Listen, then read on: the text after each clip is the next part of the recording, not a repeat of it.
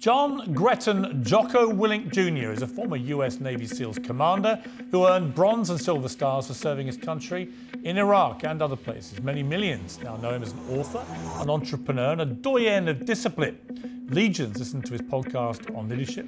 Joe Rogan and Dr. Jordan Peterson are friends and fans.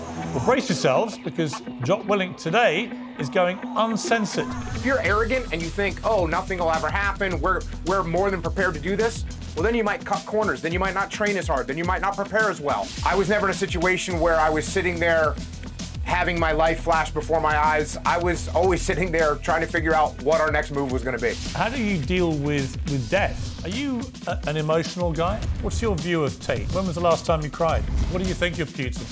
I think that Putin looks out for his country. You're in a bar, and there's a bunch of Navy SEALs in one corner, there's a bunch of the British SAS in the other. Someone says the wrong thing, it all kicks off. Who wins? The owner of the bar, because we're going to drink a lot of beers together. It's great to have you on Uncensored. Thank you so much for sparing me the time. Thanks for inviting me. I think Jocko is your nickname. John Gretton Willink Jr. is your full name. You've had an extraordinary career, because it's sort of split in half. One, you're just heroic Navy SEAL, and the other is life after that, which can be very difficult for people who leave the military. You know, my brother was a British Army officer, my brother-in-law the same. It's tricky to navigate your way out of the military into Civvy Street. You've done it incredibly successfully, and I think you've managed to do that because you've applied the same skill sets that you had in the military to civilian life to great effect. Would you agree with that? Yeah, I think one thing that when I talk to veterans about getting out of the military and what they're going to do in their next phase of life, one of the most important things I think they need to do, and one of the things that I did, was you have to find a new mission. So while you're in the military, of course, you have this mission, you're focused, you know what your job is, you have this long-term strategic goal of what you're trying to accomplish. And if you leave the military without finding a new mission, that can be problematic, and that's where I think sometimes guys get tripped up and they end up going down in a bad direction. But I found a new mission once I retired from the military, and I started focusing on that. Jujutsu is one of your many skills. You've been described as one of the most dangerous people alive, and there was a rumor that when you were a Navy SEAL, that you actually tapped out 20 other SEALs in one Jujutsu session. Is that true? Well, I can understand where the rumor came from. So you got to remember, Piers, I was very early into the Jiu-Jitsu game. I started training in 1992, and so I had a lot of advantages in the fact that I trained for a long time. And when you know Jiu-Jitsu and you're going against people that don't know Jiu-Jitsu, it's actually not that big of a deal to be able to beat them in that sport. Just like if you were a tennis player and I never played tennis before, you could beat me very easily. And then if I lined up 20 of my friends that had never played tennis before, you could beat them all very easily. And so it was nothing special about me. It was something special about Jiu-Jitsu. So I trained Jiu-Jitsu all the time.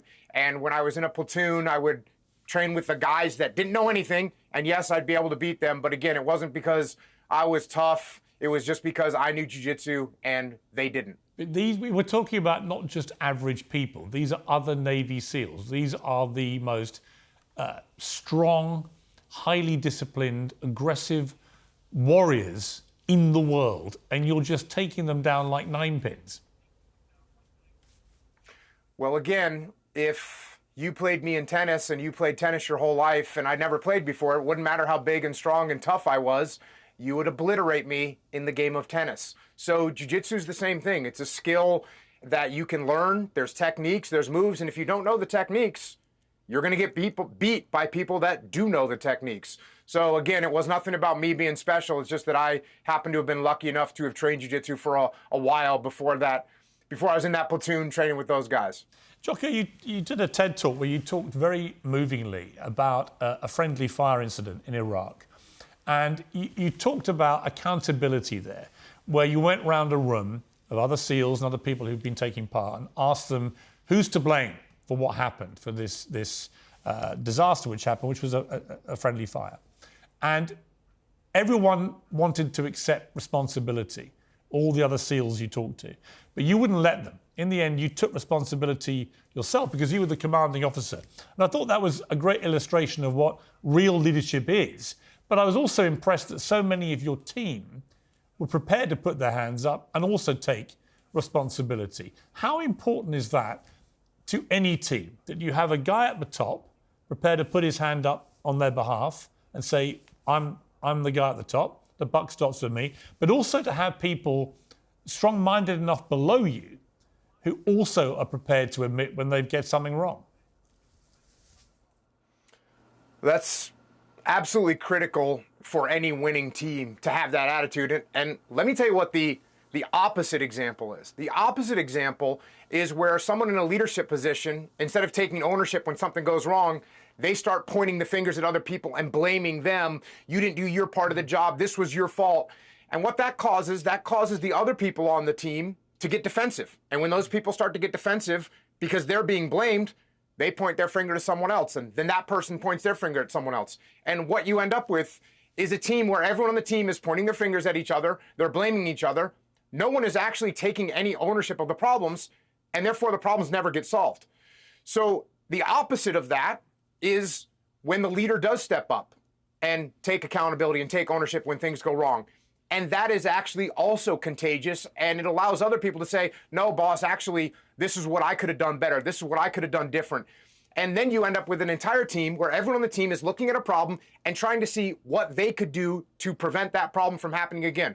And that's what I was lucky enough to have growing up in that culture of the SEAL teams, and that's the way my task unit responded when we had issues inside that task unit. The other cultural thing that you learned from the SEALs was about timekeeping, and in particular, what time to get out of bed. And I'm told that you had 3 watches. This was the advice of a badass Navy SEAL guy who said to you, need three watches. One is electric powered, one is battery powered, and one's an old-fashioned wind-up one. Then you never have any excuse for missing an alarm call, a time you have to get out of bed. And you still, I believe, have the 3 watches, and you set them for 4:30 in the morning, even though you have no real need to be out of bed at 4:30 in the morning. You do it out of habit. Is all that true? That is all true. Yes, I get up early in the morning, and the reason that I began actually getting up early in the morning was I wasn't the best SEAL, I wasn't the smartest guy, I wasn't the strongest guy, I wasn't the best shot. And what I needed to do to level up to the people in my platoon was get to work a little bit earlier and work a little bit harder than them. And I found out that if I got to work a little bit earlier than them, then I could maybe keep up with them. And so I ended up getting in the habit of waking up very early and getting to work and getting a head start on the day so I could keep up with the rest of the guys in the teams. It just gives you the edge, right? Well, I'd say it kept me at the edge. I don't think it gave me any edge. Does it give you an edge in your life now? I mean, you're not in combat zones. It's not a matter of life and death. But having that steely discipline, having the ability to spring out of bed at 4:30 and attack the day, does that give you an edge in your life now, do you feel? I think that anybody that has the discipline to get up early in the morning and get started on their day before anyone else has, you're certainly going to have an advantage. If I've been up for 2 hours doing work before you show up, then I'm going to end up being more productive than you are. And if you multiply that times weeks and months and years, I'm going to probably end up being a lot more productive than you are if you're sleeping in every morning and not rolling out of bed until the crack of 8:30. So yes, I believe that over time, if you get up early and you work hard, you will end up ahead. That being said, there's some people that are night owls and they do their best work, at 2 o'clock in the morning and they stay up until 2 o'clock in the morning and then they sleep in until 10. I think it's just a matter of finding a good schedule that works for you and then sticking to that schedule and getting your work done. There's a famous address by Admiral McCraven where he talks, who I imagine you may even have served under him, but he talked about the importance of getting up and making your bed, that even though it seems like a kind of insignificant thing to do, the discipline of making your bed in the morning, which obviously is ingrained into people in the military, but even in your civilian life, that the small things like that give you the right mindset for the day. Yeah, true. I am married, and my wife does not get up at 4:30, so I do not make my bed at 4:30 in the morning. But you know what Admiral McRaven talks about there is just making sure you accomplish a small task first thing in the morning. For me, I always exercise first thing in the morning, and I believe that's a great way to start your day and get your head in the right space and take care of the long-term strategic goal of staying healthy as a human being. So when I wake up in the morning, I quietly get out of bed, leave my wife alone, and then I go and exercise. You know, Jocko, we live in a weird world now where a lot of young people, young men, seem to really struggle with life, with normal life stuff to deal with. They find themselves almost unskilled in how to deal with life. Have you noticed this? What do we do about it? You know, I would say, Piers, that I hear about that, but I don't see it when I go around and actually talk to people. So I have a consulting company. We do leadership consulting, and we work with all types of different industries, everyone from construction companies to energy companies to financial companies and everything in between. And so I'm out all the time talking to companies across the country, and I'm meeting these people. I'm meeting young men and young women that are out there, 20, 23, 25 years old. I meet them on job sites. I meet them in boardrooms. I meet them all the time. And you know what they're doing? They're working extremely hard. They're focused. They're trying to make things happen. That's what I see as I travel across America. I see people that are working really hard to make things happen. So I think there might be some static and some stray voltage about people that are having a hard time finding their way. I think those people have always existed. I mean, you can go watch movies from the 50s and 60s and 70s and 80s and 90s. There's always stories about people that are between the ages of 15 and 20 that are having a hard time figuring out what to do with their lives. And they exist today. But I don't think they're a preponderance of the people out there. I think most people are out there finding jobs and working really hard to make themselves and their world better. I've talked to many great sportsmen, many of whom have got extraordinarily confident personas. And I've always asked them, you know, is that really what you're like? Or do you go through the same kind of fears and concerns and nerves as everybody else? You just don't show us. And almost invariably, they say, yeah, we feel it, we just don't show it. They have a veneer which allows them not to show that they're nervous or fearful. Be it footballers or cricketers or swimmers, whatever it may be, anyone involved in hard elite level competition. What about you? I mean, when you were a Navy SEAL, you're one of the most highly trained people in the world in terms of military. Did you experience real fear, nerves before you went into battle? Yeah, so for me, there's really two components for that. And the number one question that you asked, did I feel fear and nervousness? The answer is absolutely. When you're going out on an operation, I would feel almost sick to my stomach with fear that one of my guys was going to get wounded or killed during an operation. That is a feeling that is very disturbing, and it's very hard to deal with. Now, that being said, and I talked about this on my podcast a while ago, I also had a little bit of a switch. And for me, for doing operations, it was actually the moment when we would start up our vehicles or the moment when I would put down my night vision goggles. And then I would sort of flip a switch in my head where I would become very confident in what we had done to prepare for this operation and the confidence in the execution of the operation. I'd known we had planned, we'd prepared, we'd trained. I knew that we had done everything that we could to be ready to conduct this operation. I also knew that there were a couple things that we can't control. There are certain parts of life, there are certain things in the world that we have no control over. And I would just cast those out of my brain. I wouldn't worry about them anymore. I would focus on the things that I could control, focus on the training and the preparation that we had done, and I would become very confident once we started to go out and execute that operation. And I feel that many sports people feel the same way. Listen, if you're arrogant and you think, oh, nothing will ever happen, we're more than prepared to do this, well, then you might cut corners. Then you might not train as hard. Then you might not prepare as well. So you have to be humble when you're preparing for an operation. But when you actually go to execute an operation, you have to be confident and believe that you have prepared and planned and you're ready to execute this thing. Otherwise, it's going to be nerve-wracking, and I don't even know how you would deal with that. War is about killing at its heart. That's what a war is. You, as a Navy SEAL for 20 years or so, you will have presumably killed a lot of people and seen many of your colleagues killed. How do you deal with death, both deaths of people around you, friends, colleagues, and having to take other people's lives in combat, in war? Well, you said it, Piers, and I think a lot of times people forget this fact that what war is death. War is killing, and it is being killed. And it's something that I think sometimes we go into wars thinking that we're going to somehow get through a war without killing people, and we're going to get through a war without having our own forces killed. So that is one of the most premier things we need to think about if we're going to engage in a conflict around the world.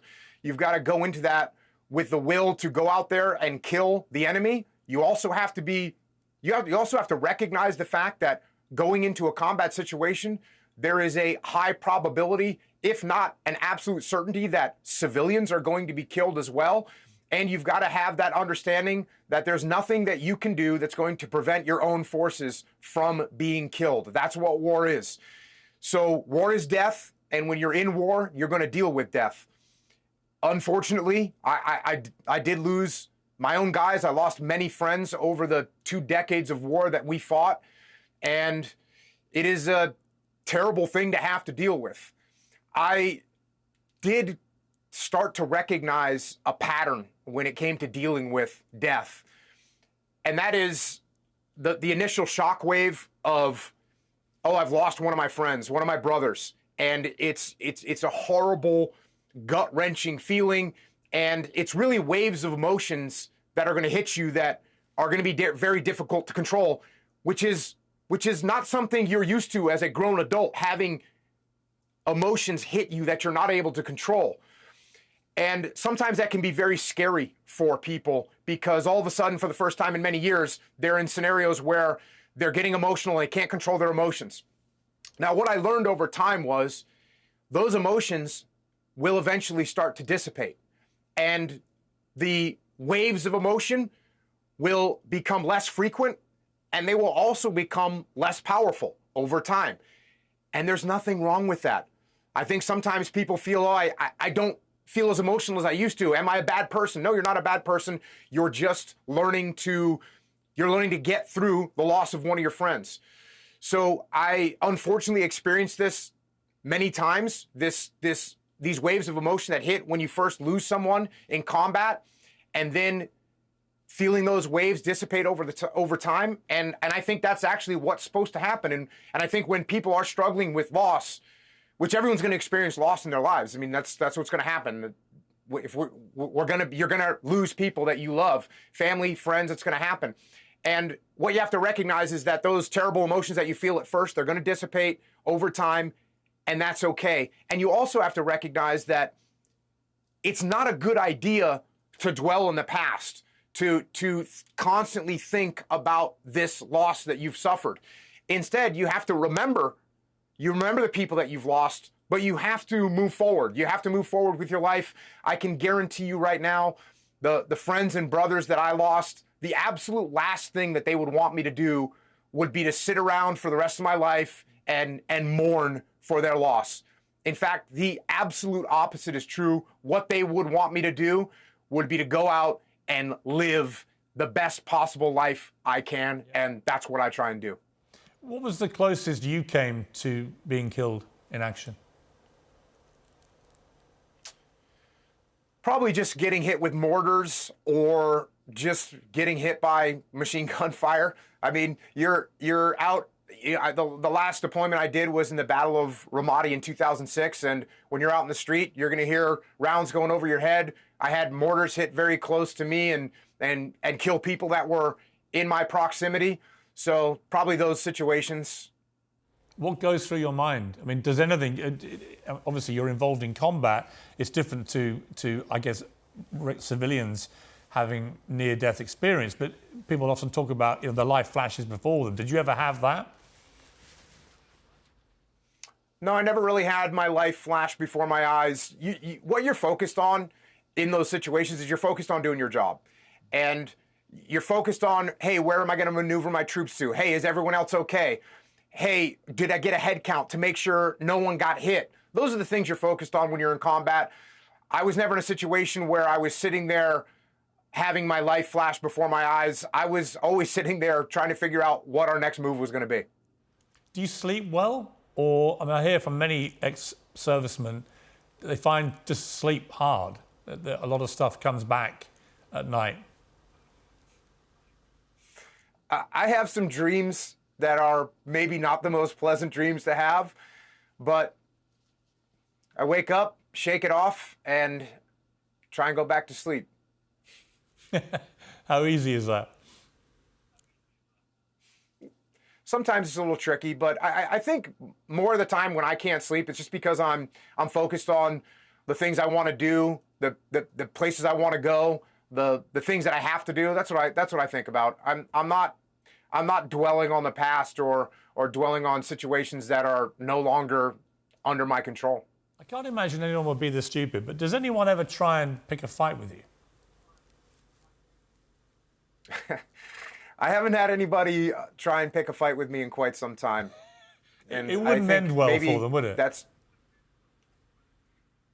Well, in this day and age, you never know what you're going to get. And some knucklehead could pick a fight with you and you square off with him and then, he stabs you in the neck. So I think people avoid fighting with me and I do my best to avoid fighting with other people. Are you an emotional guy? When was the last time you cried?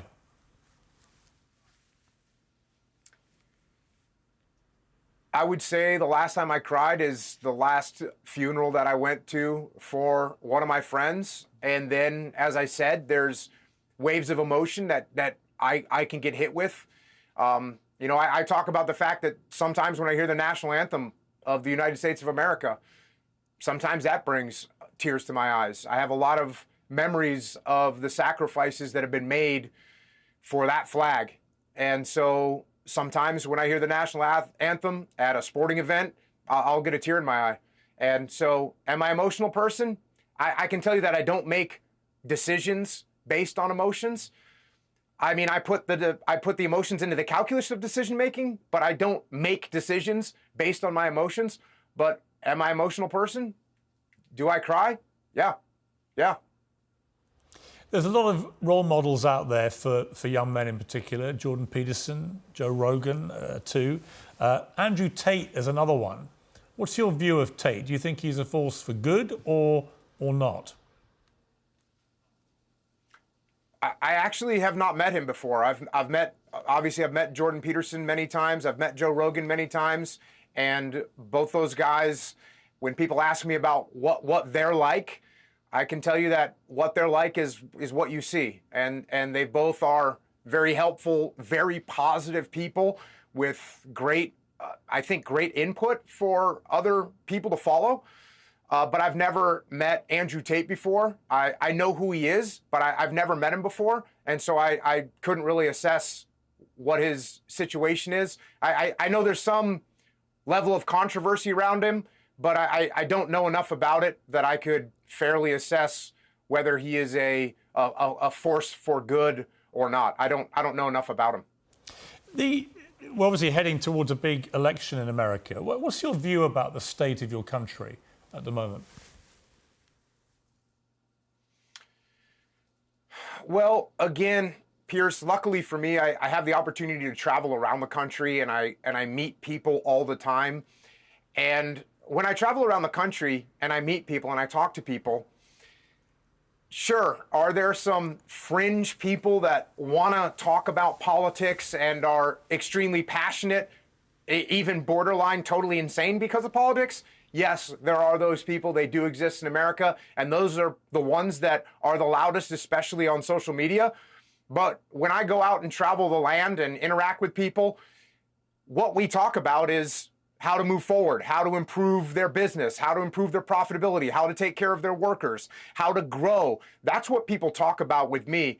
So I think that we are getting a little bit of a false impression of what America at large is like, because I think America at large is normal people out there doing normal things. And I think that social media has given a voice to a small number of people who are extremely loud and extremely extreme as well. And that's where they get the most, that's where people get the most likes and clicks and everything else. But when I go out and talk to normal human beings across this country, they're not wrapped up in politics. They're trying to improve their world for their family and for their community. When you're in the military, obviously you just do what your government and president tell you to do. President's the commander-in-chief. When you look at Joe Biden, who many people feel is not really in control of his faculties these days, and you look at Donald Trump, who people love or hate, and he's facing all these criminal charges and so on, which one would you feel more comfortable taking orders from? Well, as you said, I'm not sure when I look at Joe Biden that Joe Biden is the person that is coming up with plans or figuring out what to do with the country. It certainly doesn't seem that way. I just don't. When I hear him talk, when I hear him communicate, I don't really see cohesive thought. So I'm sure there's some kind of people behind the scenes that must be making decisions. Donald Trump. He's a very blunt communicator, but I think it is, I think there's really no doubt that when Donald Trump speaks, it's Donald Trump that is talking, sometimes for the better, sometimes for the worse. I think he gets himself in trouble a lot. But as far as those two, and if I was in the military, I would probably lean towards having somebody that what actually had the cognitive capacity to understand what was happening and make decisions a little bit more with a clear mind than someone that is probably at a point in their life where their cognitive capacity is really failing. So it would be Trump. Yeah, I guess if you're putting these two people up, Donald Trump and Joe Biden, again, it doesn't seem like Joe Biden has the clearest thought at this juncture in his life. So, yeah, I wouldn't want to follow someone that wasn't making good decisions or clear decisions with their own cognitive abilities. There are various wars raging at the moment, sadly, as there often are, of course. Just want to ask your view about where you think we are with them.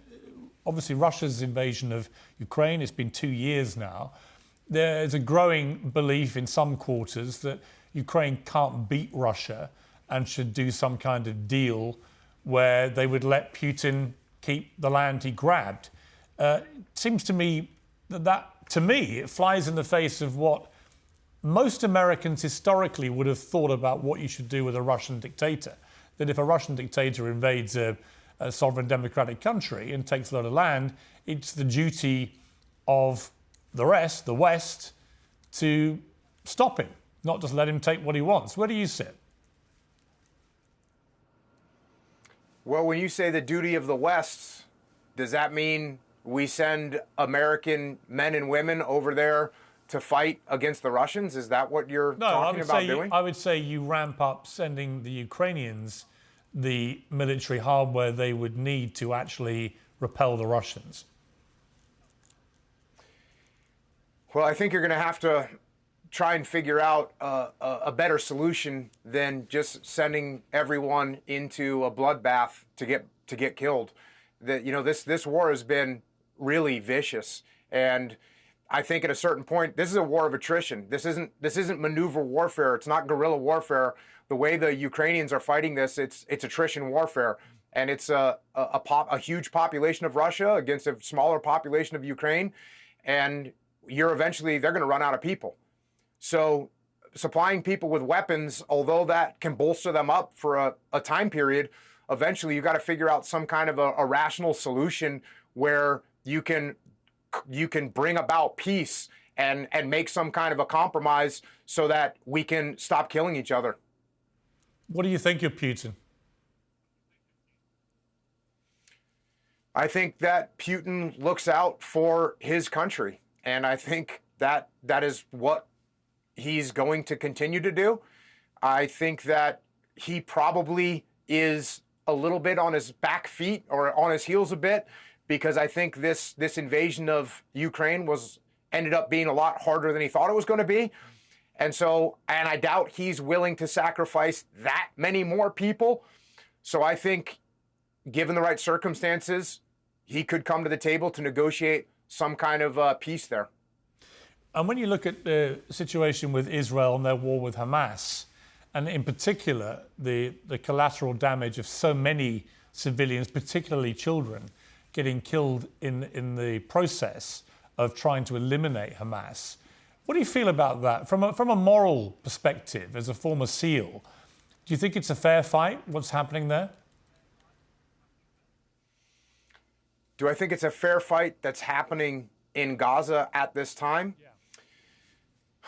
You know, I saw a video clip the other day, Piers, of some Israeli soldiers that were moving down the street in Gaza. And as I was watching them move down the street, I remember that feeling I told you get in your gut, of that gut-wrenching, horrible feeling when someone's going to get wounded or killed? Yeah. As I was watching these Israeli soldiers move down the street, I got that feeling. And I recognized that what these Israeli soldiers are feeling is that. They're going into Gaza, they're trying to get it cleared out.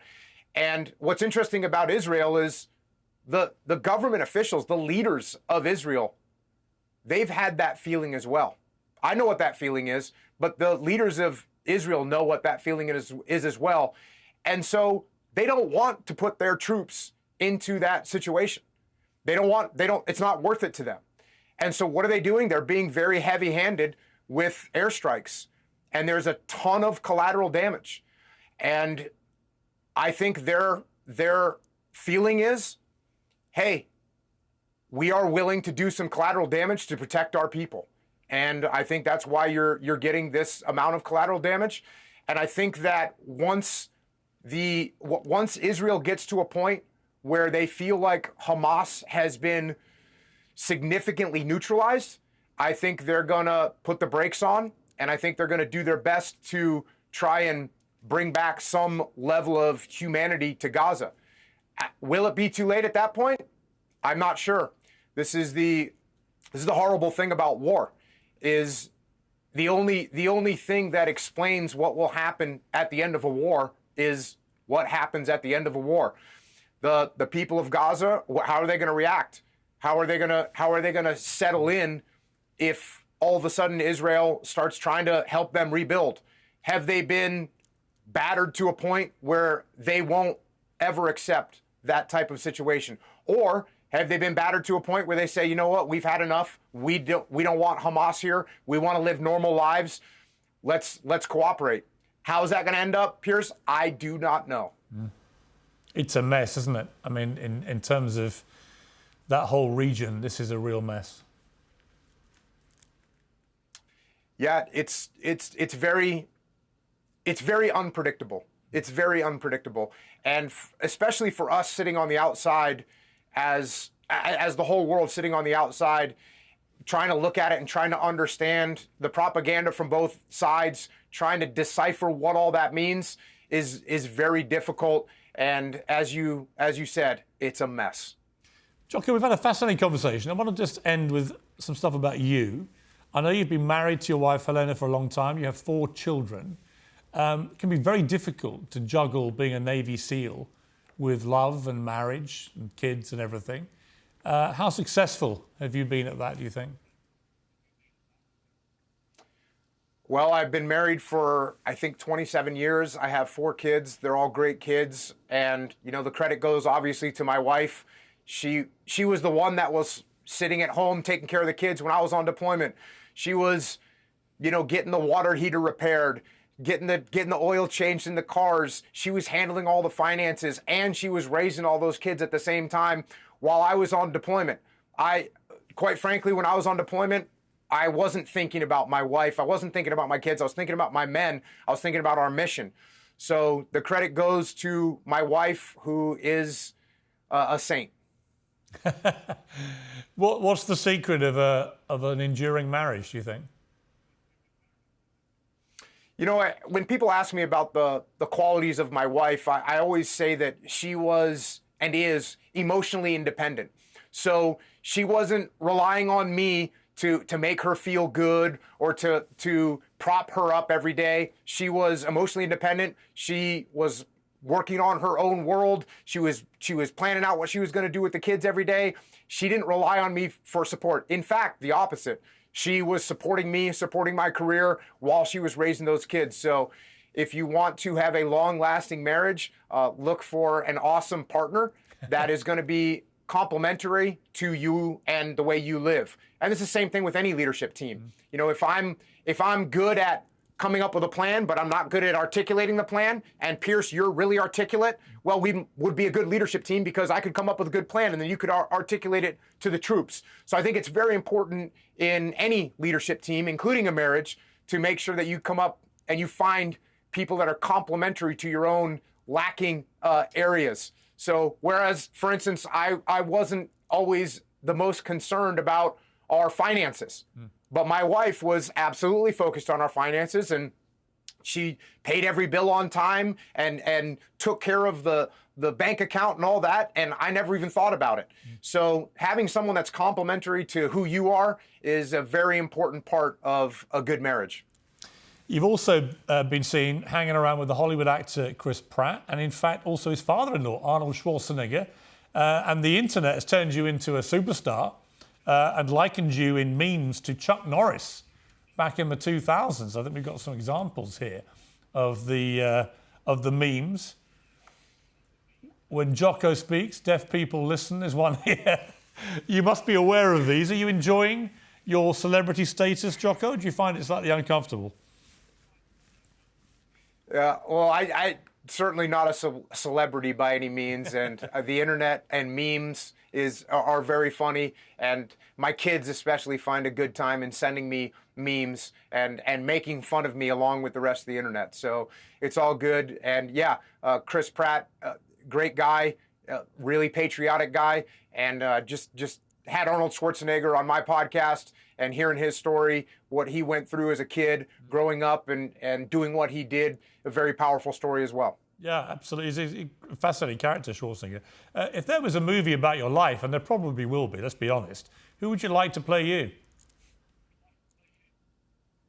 Well, I certainly don't think my life merits a movie in any way, shape, or form, and I feel sorry for any actor that would have to get some kind of facial reconstruction to have a disturbing-looking face such as my own. Finally, you're in a bar, and there's a bunch of Navy SEALs in one corner, there's a bunch of the British SAS in the other. Someone says the wrong thing, it all kicks off. Who wins? The person that wins in that situation is the owner of the bar, because we're going to drink a lot of beers together. Jocko Willink, what a pleasure and an honour to talk to you. Seriously, you're an incredibly impressive guy, and I've been following what's happened to you in recent years. You've become an extraordinarily influential person, I think, for all the right reasons. You've turned the skills that you had in the military to such great effect now in communicating to people how they should deal with life. And I think it's a really valuable thing that you do. So thank you for coming on Uncensored. I appreciate it. Thanks for having me on, Piers. Appreciate it.